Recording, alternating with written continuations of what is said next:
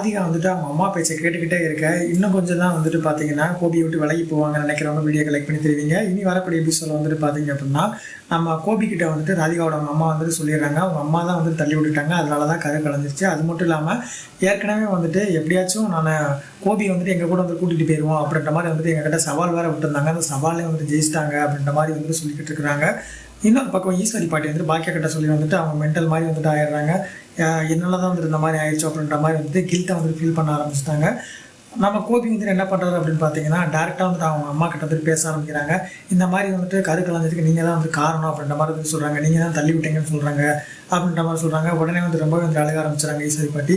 நீங்கள் வந்துட்டு இதுக்கு காரணமாக இருக்க முடியாதுன்னு நான் நம்புகிறேன், ஆனால் வந்துட்டு பார்த்தீங்கன்னா நீங்கள் சொன்னது வந்து நடந்துருச்சு, அதனால தான் வந்துட்டு பார்த்தீங்கன்னா எனக்கு ரொம்பவே வருத்தமாக இருக்குது அப்படின்னு வந்து சொல்கிறாங்க. ஈஸ்வரி பாட்டி வந்து நான் அப்படி நினைக்கவே இல்லை அப்படின்ற மாதிரி சொல்கிறாங்க. கூடிய சீக்கிரமே வந்துட்டு உண்மை என்ன அப்படின்றது புரிய வரும், அப்போ வந்துட்டு நீ யார் சைடில் நிற்கணுமோ அவங்க சைடில் நின்று அப்படின்ற மாதிரி ஈஸ்வரி பாட்டி வந்துட்டு சொல்கிறாங்க. உங்களோட கருத்துக்கள் எது வந்தாலும் மறக்காம கன்வா சொல்லி பண்ணிட்டு அடுத்த ஒரு ப்ரோமோ அப்டேட் தெரிஞ்சுக்கவே சப்ஸ்கிரைப் பண்ணுங்கள்.